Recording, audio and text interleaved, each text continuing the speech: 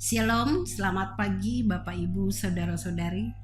Selamat berjumpa kembali dalam Renungan Harian Toraya edisi Rabu tanggal 20 Agustus 2025.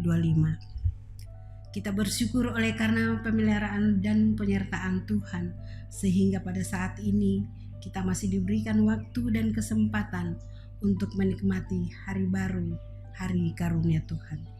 Mengawali segala kegiatan kita pada pagi hari ini, mari bersama-sama mengambil waktu sejenak untuk belajar firman Tuhan. Dan bacaan hari ini terdapat dalam Yesaya 27 ayat 1 sampai 13. Sebelum kita mendengarkan dan merenungkan firman Tuhan, mari kita berdoa. Kita berdoa. Tuhan Allah Bapa kami dalam surga, kami bersyukur pada pagi hari ini Tuhan, kami boleh dibangunkan dalam keadaan yang sehat. Terima kasih ya Tuhan atas kesemuanya ini. Dan pada saat ini Tuhan, kami hendak membaca mendengarkan firman-Mu. Kami mohon Tuhan, turunlah bersama Roh-Mu yang kudus, menyertai kami, agar firman-Mu yang kami baca dan dengarkan dapat kami pahami dan dapat kami berlakukan di dalam kehidupan kami.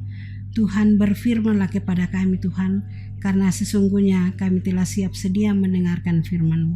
Di dalam nama Yesus Kristus kami berdoa kepadamu. Amin. Baiklah Bapak Ibu, kita akan bersama-sama mendengarkan firman Tuhan, yaitu dari Yesaya 27 ayat 1 sampai 13. Firman Tuhan berbunyi demikian. Israel diselamatkan. Pada waktu itu Tuhan akan melaksanakan hukuman dengan pedangnya yang keras, besar dan kuat atas Lewiatan, ular yang meluncur, atas Lewiatan ular yang melingkar, dan ia akan membunuh ular naga yang di laut. Pada waktu itu akan dikatakan, bernyanyilah tentang kebun anggur yang elok. Aku Tuhan penjaganya. Setiap saat aku menyiraminya, supaya jangan orang mengganggunya, siang malam aku menjaganya. Kehangatan murka tiada padaku, sekiranya tampak kepadaku putri malu dan rumput, aku akan bertindak memeranginya dan akan membakarnya sekaligus.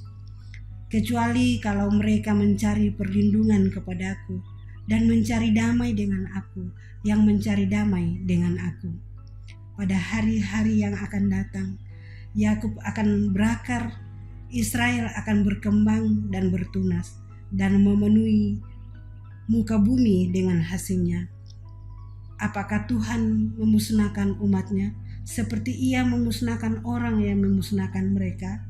Atau apakah ia membunuh umatnya seperti ia membunuh orang yang membunuh mereka?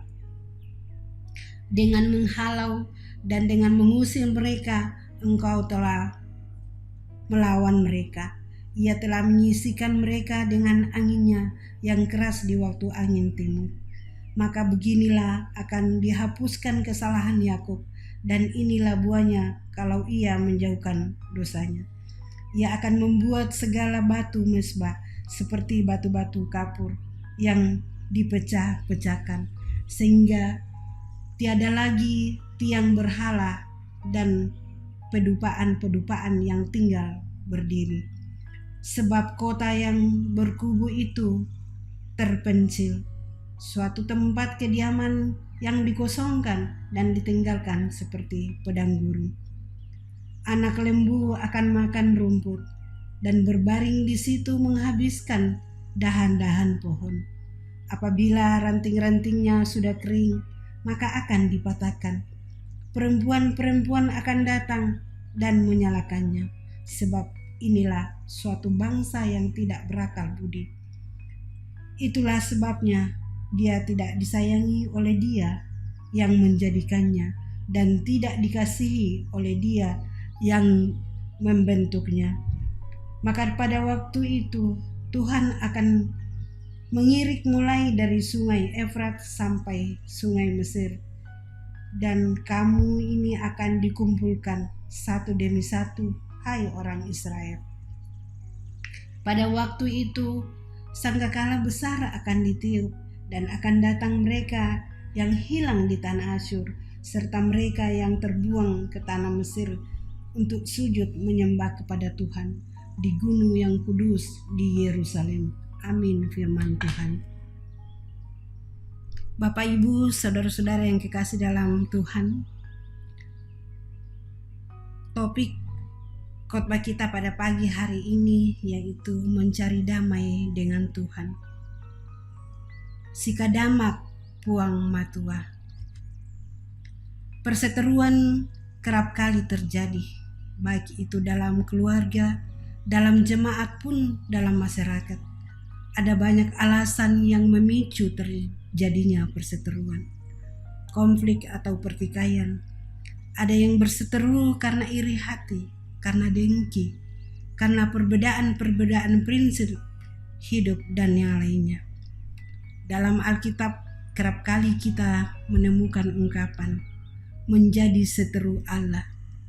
Ungkapan ini menunjuk kepada umat yang berdiri sebagai pihak yang melawan Allah, menolak didikan Allah ataupun terang-terangan menduakan Allah dengan menyembah apa yang sesungguhnya bukanlah Allah.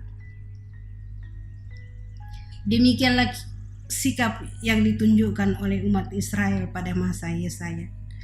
Mereka bangkit menentang Allah dengan hidup dalam keangkuhan, dosa dan meninggalkan Allah.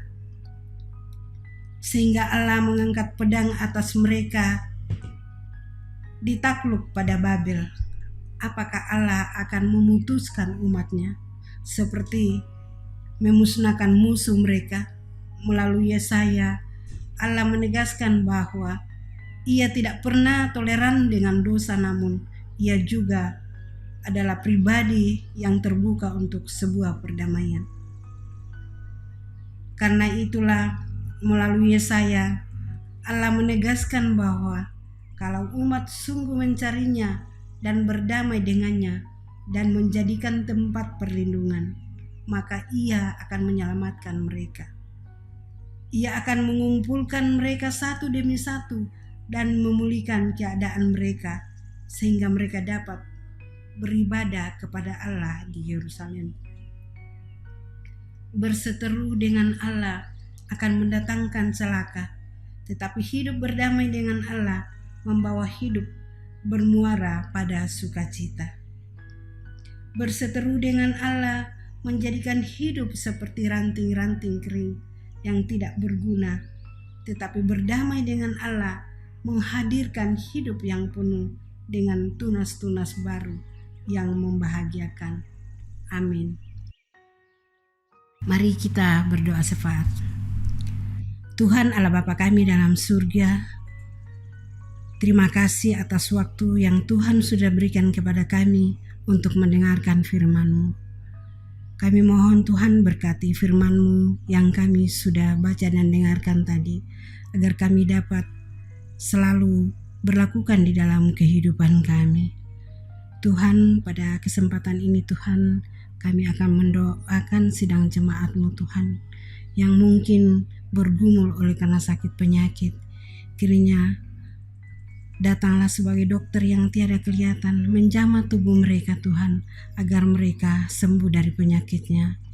Tuhan, kami juga berdoa buat semua jemaat-Mu Tuhan yang sedang mencari pekerjaan. Kiranya bukakanlah lowongan pekerjaan Tuhan. Berikanlah Tuhan agar mereka juga merasakan kasih dan penyertaan Tuhan. Tuhan, kami juga berdoa buat pembangunan gereja kami Tuhan. Kami mohon berkati semua panitia Tuhan, agar pembangunan ini dapat berjalan seturut dengan kehendak-Mu dan dapat selesai pada waktu yang Tuhan tentukan. Tuhan, inilah doa sembahyang kami Tuhan. Terimalah di dalam nama Yesus Kristus kami berdoa kepadamu. Amin. Sidang jemaat yang kekasih, demikianlah renungan harian Toraya pada hari ini dari Jemaat Laharoi Balikpapan. Kiranya kita semua tetap setia mendengarkan firman Tuhan dan senantiasa diberkati oleh Tuhan dalam menjalankan hari-hari di kehidupan kita, Sampai jumpa pada renungan harian berikutnya. Tuhan Yesus memberkati. Shalom.